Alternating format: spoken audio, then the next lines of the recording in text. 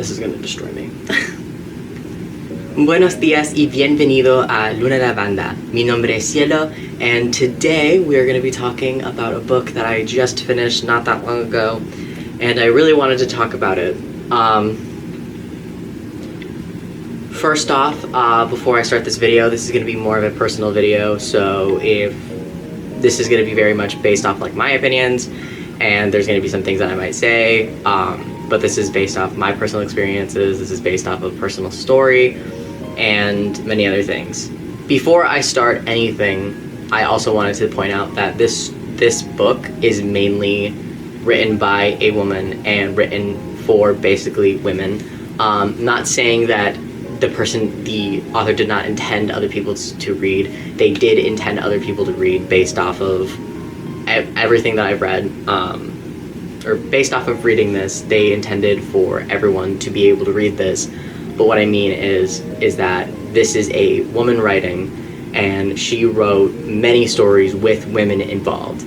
These are stories from women and stories about women.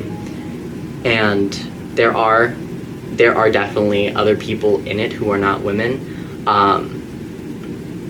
but I wanted to make that very clear because that was my only complaint, because I am a male reader reading from the perspective of a man, and going in to reading a woman's book was not difficult. I could definitely understand everything and I could definitely relate to a lot of things, but I cannot relate to some of the things that were being said. I cannot relate to a lot of the misogyny or a lot of the difficulties that women experience based off being a woman in all of their personal life, and the discrimination that they experience and the inhumane reality of the world.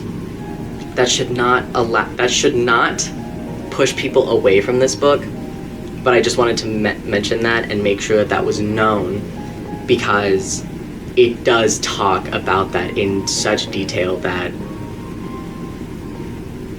although I could relate in my own way, that is not related to women's difficulties at all. It should be known and mentioned. If that didn't make any sense, I apologize. I know that this is going to be a little bit harder for me to explain many of things because I am only one person and I am a man. I have the privileges of a man, and the many things that women face and the many difficulties that women face, especially trans women, and it's a lot.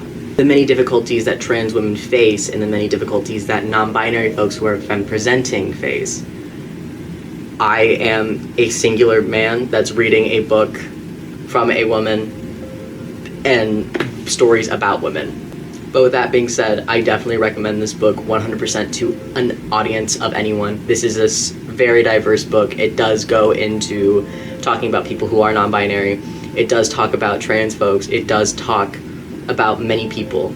It should not be a way for people to dismiss this book or pretend like it's not even around, because this is a very important book, and especially since it was published so recently, it definitely talks more about modern day and can relate to many people who are reading this.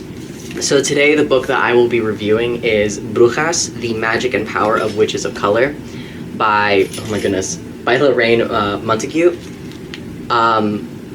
I really like this book. I love this book a lot. I give it a 10 out of 10, 100%. Everybody should read this book. How I'll be talking about this book is based off chapters, talking about it in summary and connecting with it and talking about my personal experiences, because there was a lot in this book that really opened my eyes and made me really feel seen and feel noticed, whether it was because the author intended to talk about their own story and their own life, and it felt like somebody else was telling something that I had seen or experienced, or it was the intention of the author to reach the audience that it was supposed to reach. So I will mainly be reading from the book. So if I'm looking down, it's because I'm looking for a chapter or trying to remember something, because although I read this a few days ago and finished it on Monday, which today is Thursday, I really wanted to put out my raw emotions about this because of how much it connected so many dots for me.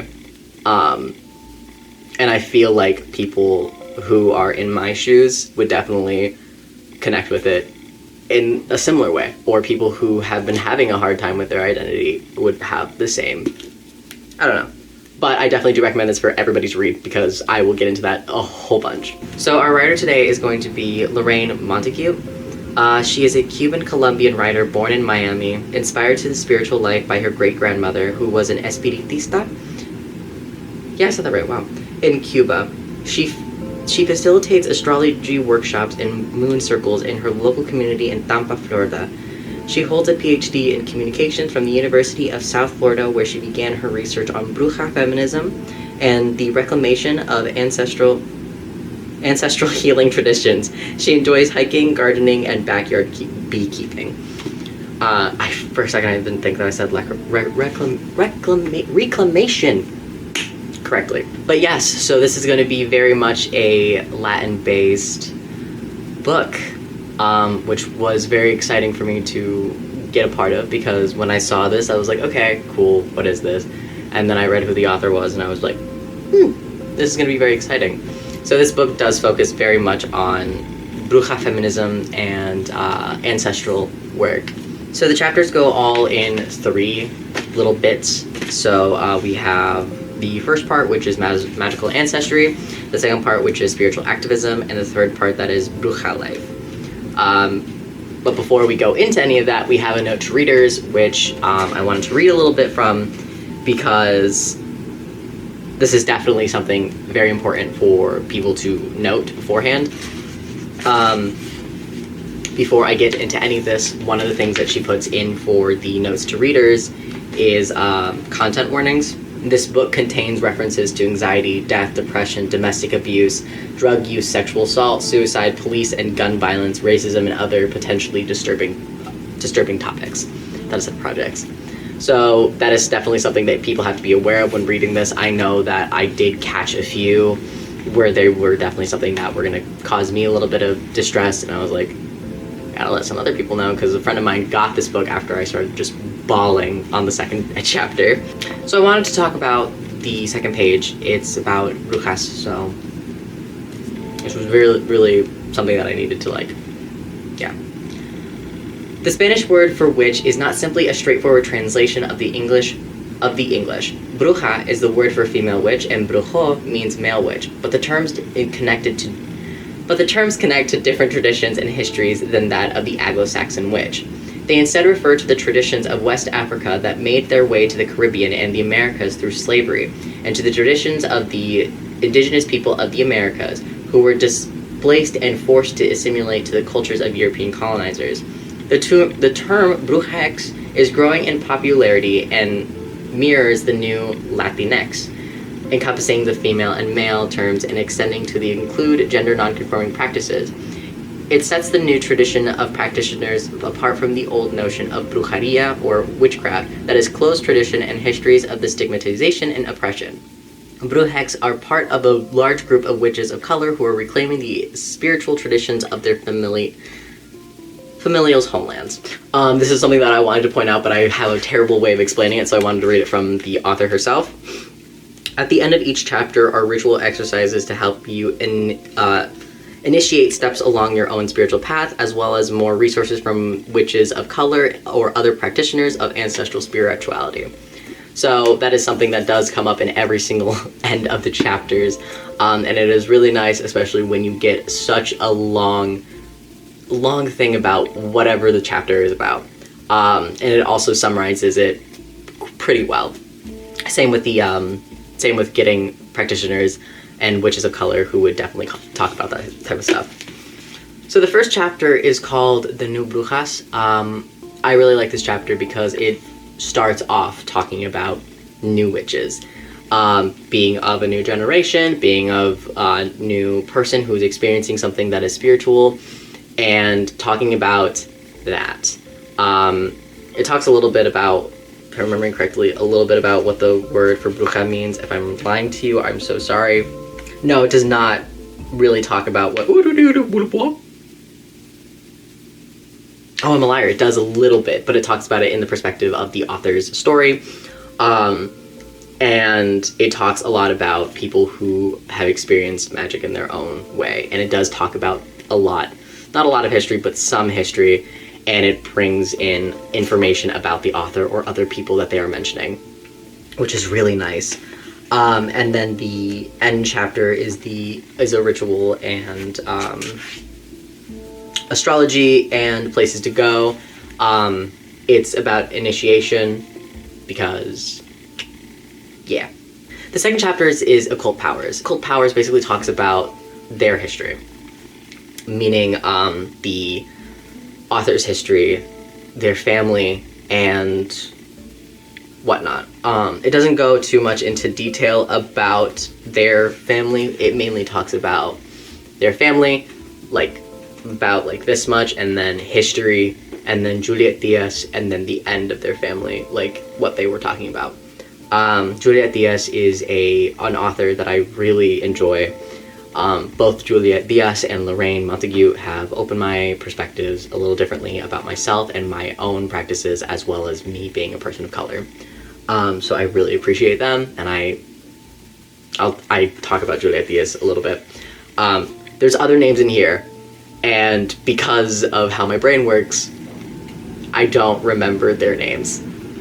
But this is the chapter that really opened my eyes and made me realize that there's a lot more work that I have to do for myself and my practice. And I will explain that in just a second. But the occult powers definitely talks a lot about slavery. It talks about the Caribbeans and talks about Afro-Latin magic and talks about where it came from, talks about indigenous folks being robbed of their land, and talks about African folks being stolen from their land. And it talks a lot about the slavery and talks a lot about what powers, what magic came from where, and how that is important to them, and how it was seen before now, seen as, actually no, that's a lie. How it was seen then as something to be feared, and people who even practice it were part of devil worship.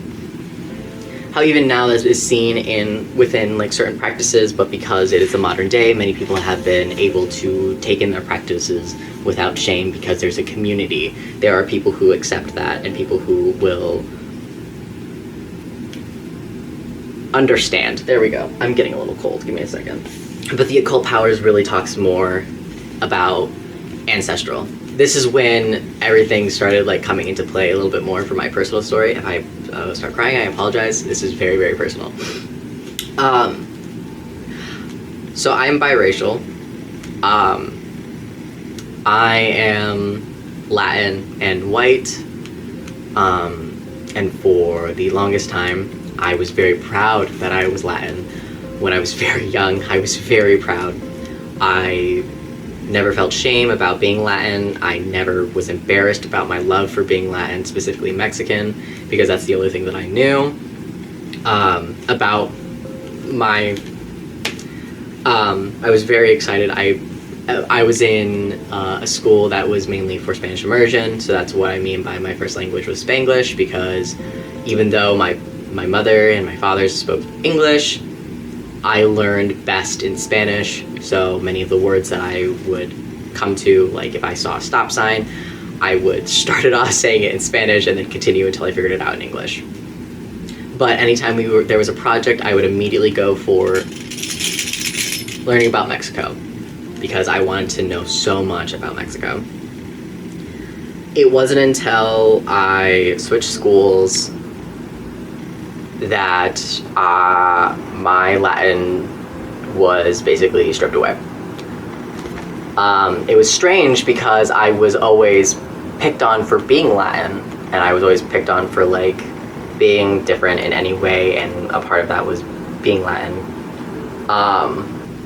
But then it changed to being the white kid. And it was very difficult for that to be experienced because of the fact that there were people just like me who were Latin and whatnot. And so I was very ashamed of it, especially when I tried getting reassurance from other people. I was unable to get that reassurance. And only about 2 years ago, I started accepting that I was just Latin. not just Latin, I'm definitely biracial, and I have more privilege because I am biracial, and because my appearance is definitely white, I do get more privileges because of that, and I 100% accept that, and 100% will notice that. It was just my Latin part that was being not seen that was so difficult. One of the things that I've been doing have been researching on who I am, trying to figure out my identity based off that, and it turns out that I'm more Latin than I thought I was. Oh my god. But with the occult powers that came in, it was definitely something that I needed, because I've been questioning doing ancestral work, I've been questioning about even communing with my ancestors. I know that is something that I really wanted to do, but it seems like a hard discussion because I don't have connections. My only most recent one was my abuelita, that was my dad's mother, but it's really just trying to figure out my identity and my ancestry, and my ancestors are a big part of all of that. Whether I look in different cultures, ancestry is a big part of Latin America, and that is something I've been quietly drawn to. The next chapter is Ancestral Curse. Talks about what ancestors have gone through, and that we are just repeating them, and we have to break those curses. And it talks a lot about ancestral curses and ancestral trauma,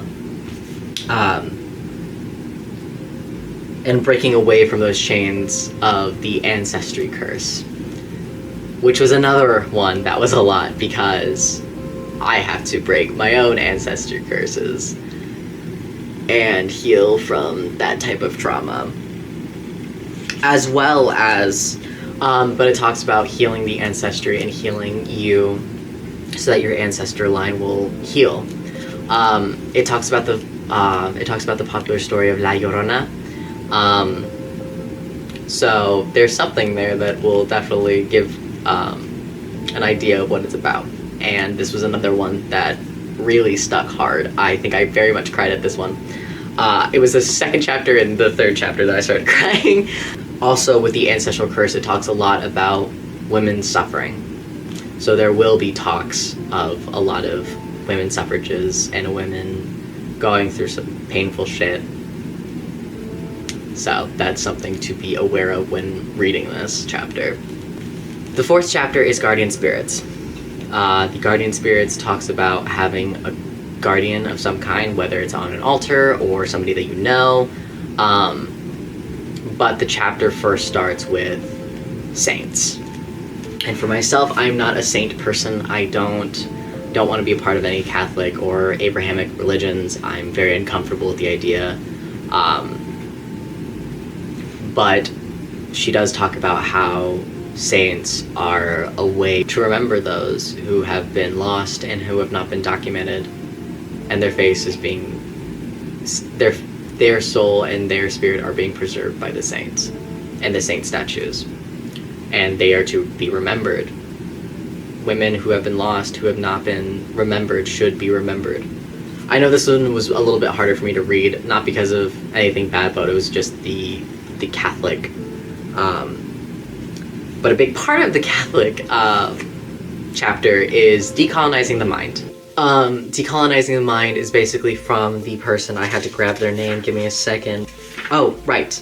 It's Griselda and Miguelina Rodriguez, the twins, and they talk about how decolonizing the mind is a big part of healing, and accepting yourself and accepting everything that's accepting yourself and accepting your craft and your spirituality, not accepting the things around you. But basically this it talks about how specifically when abortion was being seen to be that people have been, the patriarchy, the government has been trying to control women's bodies forever, and they've been controlling people of color's bodies forever, and that's where it ends. It should stop, because, and it talks a lot about womb magic, which I could not relate to, because, I mean I could, because even the sisters say that anybody can relate to this magic because we all come from a womb, whether we own one or not. So it's for everybody. It was just hard for me to accept because I was like, you go, you guys go. I'll stay here. Hell yeah. So this is when we get into spiritual activism, the second part of the book. And we start off with joy as a resistance. It talks about how everything in life will bring us down, but that the positives in life are going to be the things that bring us up. This chapter really focuses on Chiquita Brujita. I could be saying that. That could not be her name. That might not be her name. I apologize. But it talks about what Puerto Rico went through during the Hurricane Katrina, and then many other things, and how there was so much sadness, and Chiquita found ways to embrace joy and make other people feel good while so much devastation was happening. And it's very hard, and especially with what her practice is, it was very important. It talks about positive energies and positive, the feeling of positivity and how important that is. This chapter does have sexual assault, but the big thing that I needed to tell, because when I was reading this, I was like, this is important, and I don't understand why this is important, and I know it is, but I don't know why. Being a bruja is inherently political, and that is something that you will hear a lot in this part of the book. Being a bruja is inherently political. Being a witch is being political. And we really talk about that. It goes deep into that. But this talks about joy as a rebellion. Be rebellious. Be joyful. Hell yeah. That's at least what I gathered. The next chapter is Abuelita Medicine, which was another one that I cried at. I don't remember what exactly made me cry. But it was something that was also important. It talks about how the indigenous people were here before us, and colonizers took the land, and how it was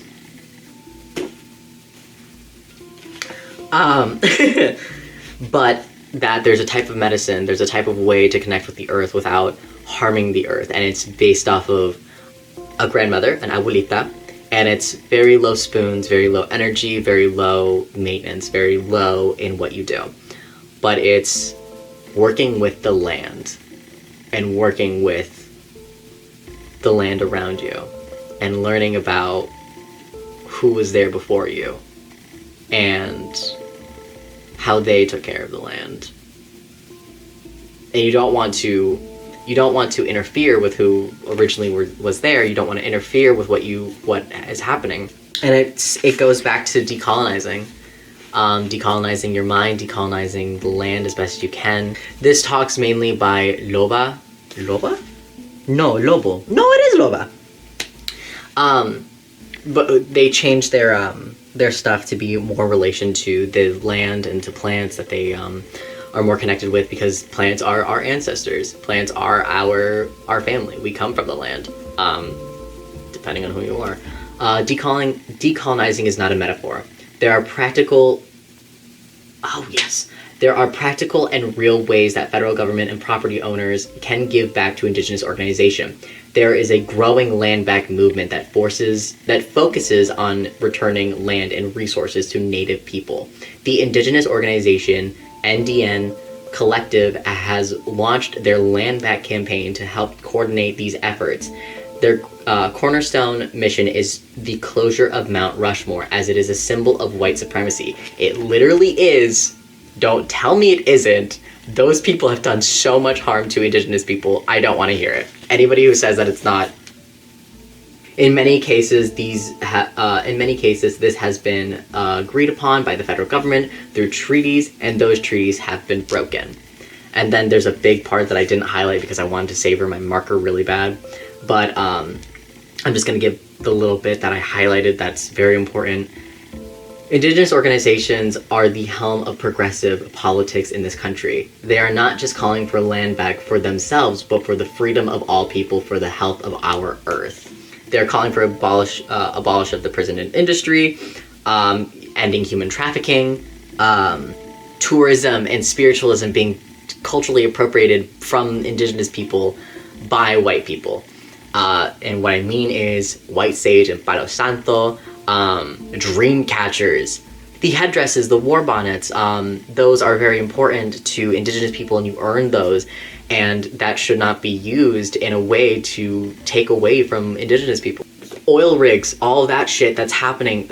I'm bouncing between because I know that there's a bunch of stuff that is going against Indigenous people, and there's people who are culturally appropriating. But the oil rigs, that's a whole thing, and that bill that's being talked about for Indigenous people's children to be taken away from their homes. I will say this very upfront and open. Do not use white sage or Palo Santo if you are not Indigenous. The only time you should ever touch those things or purchase them is if you are giving back. And at the end of the chapter, it does talk about protecting Indigenous people. The 7th chapter is queer magic. Queer magic talks about one androgynous man named Anthony. I don't remember why he was the only name that I somehow remembered. And then a trans person who is an artist.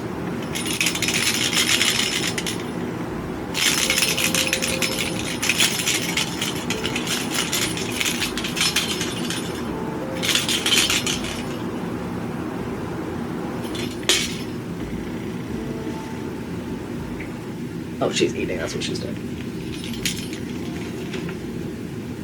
But it talks about how you should love yourself, and how queer people have been here to love themselves, and how queer people are seen everywhere. A big part of that is Two-Spirited, which is a, so we have the LGBTQIA+. LGBTQIA+2. There we go. L, which is lesbian. G, which is gay. B is bisexual. T, which is trans. Q, which is queer or questioning. People don't like queer, so some people will say questioning. Plus is either, you can ask many people, the plus symbol is either plus many others to be more inclusive, or to remember those who are impacted by AIDS. I is intersex, A is asexual or aromantic, which ace people are a part of the LGBTQ. Don't fight me on that. 2 is a two-spirited community, two-spirited individuals. It talks about queer folks and how queer people are important in the community, and we should be aware of all of that, especially as witches, because there's a lot of shit going against LGBTQ folks, and it's going under the radar, just like Indigenous people, Black people, and Latin people. Everybody's being oppressed except for those who are the oppressors. This is where I needed this. The next chapter is called White Witches. I thought that this chapter was going to be about how white people oppress those, and they need to be brought forward, and XYZ. No. I'm gonna read this myself because this was something that I needed, and I know that I will get emotional because it's something that I really needed to hear. So she went to Detroit.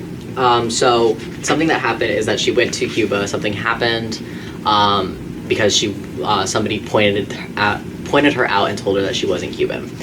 She went to Detroit, or she had like many conflicting emotions, and then she went to Detroit, and there was this meetup. One afternoon, I was settled into one of the sessions about, there it is. One afternoon, I was settled into one of the sessions about Latinx healing spiritualities, which was just as full. There was a good mix of white and brown Latinx people of indigenous origin who didn't necessarily ascribe to the term Latinx, and Caucasian folks.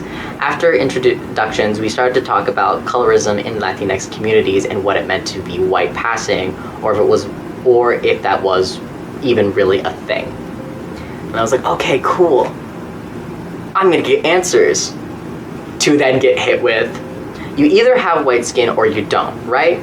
Some were saying, and white Latinx undeniably enjoy more privilege than their brown family members. Then the discussion was picking up when we heard a commotion outside the door. Someone was screaming at top volume. Others' quiet voices were trying to calm the big voice down. I'm here to disrupt this then. The voice called out. Then the door flew open. A black trans woman entered. She addressed all of us at once. She was told she wasn't allowed in because the session was packed. Then she walked around the room and pointed at each white person in turn and told them to give up their seat.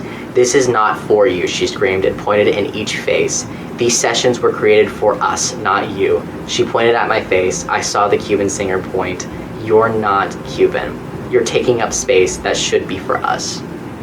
I remember sitting there and being like, fuck. The session was canceled. But I also got more closure to this, saying as to, since then, I've become to learn that there is no white passing. Not really. I am white. I am white Latinx. I finally got an answer. I got the answer that I needed. But then I got more closure in everything that had happened with the big problem. And I wanted to read this because I feel like this is important to those who are in my shoes, where they are Latin, but they are white Latin and don't feel as if they are accepted in any of the groups. My thing might die. Hold on. The night of the Allied Media Conference, Adrienne Marie Brown was scheduled to give a talk in a room far too small, and attendants fought among themselves for seats. When she entered and saw the commotion, Adrienne assured everyone there was enough room, and we followed her to a large auditorium. Recently, she shared on her Instagram account, what if radical movements erred on the side of inclusion rather than exclusion? Wouldn't that be wild? What if we replaced gatekeepers with ushers and helped people find where they belong? When I found myself feeling anxious about my place in the Bruja community, I remember that it is made of people who are constantly moving between borders and identities. I take a deep breath when I feel that I will be rejected, and I remember what I have to offer. I belong here. And then I got a double answer. If you are white, it is your responsibility to inform yourself and figure out how to organize without burdening people of color to explain how. Then we get into Bruja life, talking about women, talking about what it is to be a woman, what women have experienced and what they have gone through during these times.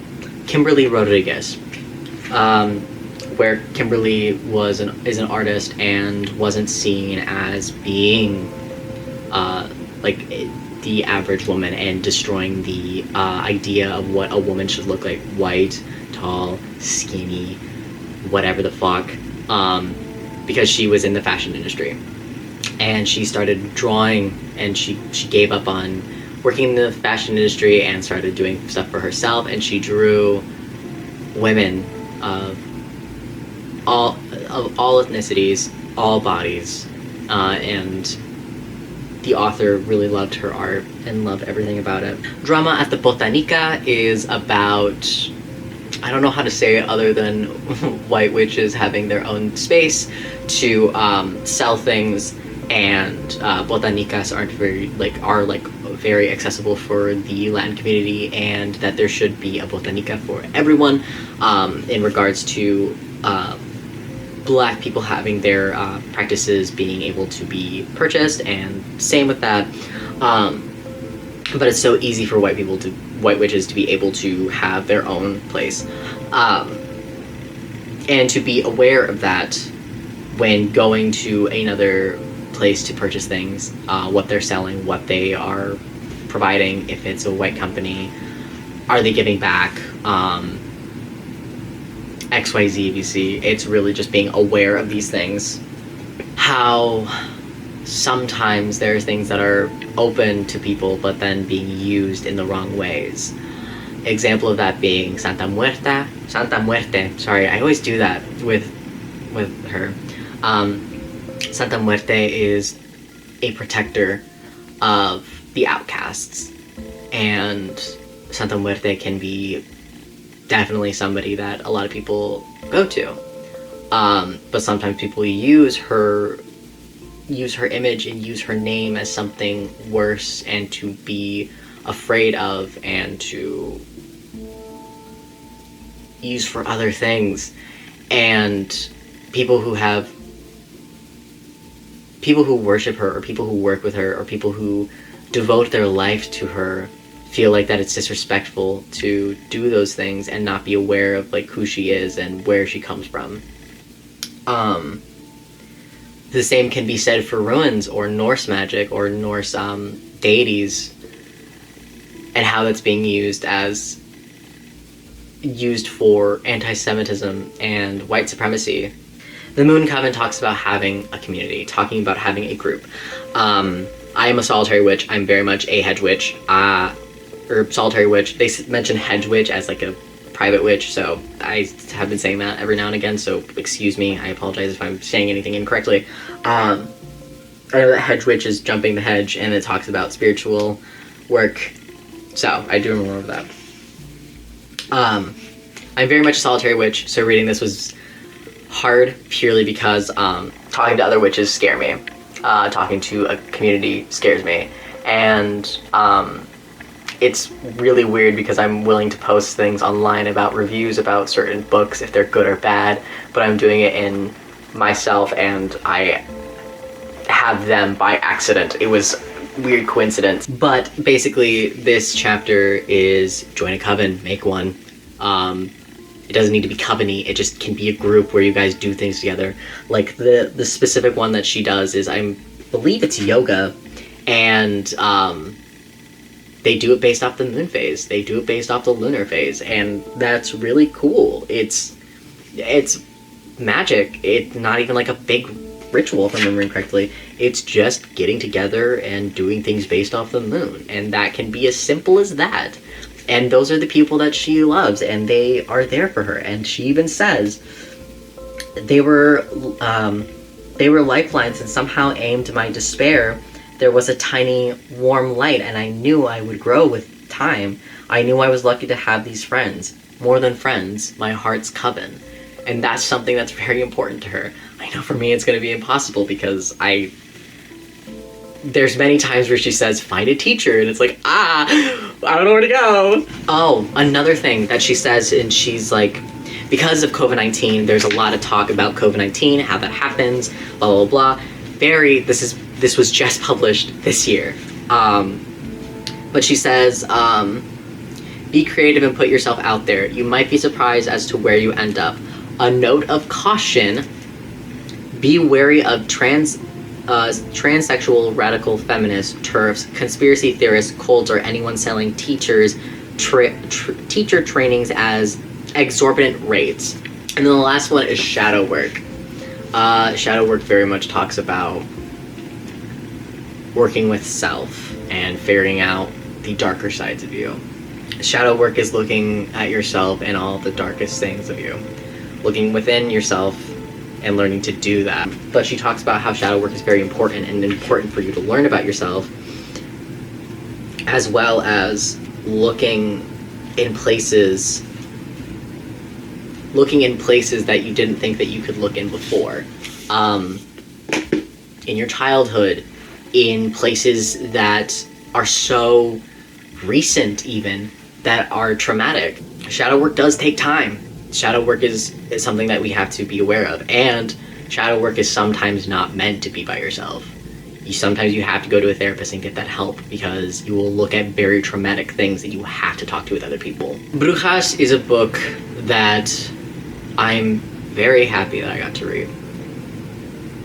And there's people in my life that I got to meet that allowed me to get to this point.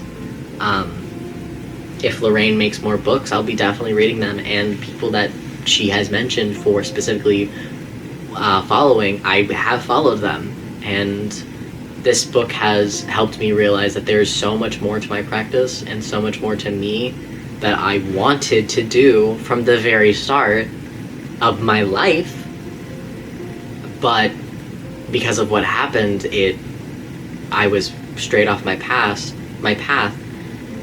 and this just reminded me of how much work that I have to do now because of all this time that I've lost. I really recommend anybody reading this, because this will educate you a lot on Indigenous people and Latin people, especially after that theme, because they have been excluded from pictures because they're both Latin and they're both African and Latin, and people don't want to accept them. People don't want to admit that people are real and biracial. Biracial people are often seen in the in-betweens and never accepted. So yeah, I love this book a lot. I really do. I wholeheartedly recommend people reading this book. I hope that you enjoyed this video, and if there's a book that you want me to review next, please comment it. If there's something that I missed from this book, please let me know. And if there is anything that you wanted to know or anything, just let me know. Comments are full. Go for it. Go for it. But yeah, my next video will actually be based on Cassandra Eason, because I want to finish those books. I don't want to do any more research on anyone right now. But yeah, tienes un buenas noches.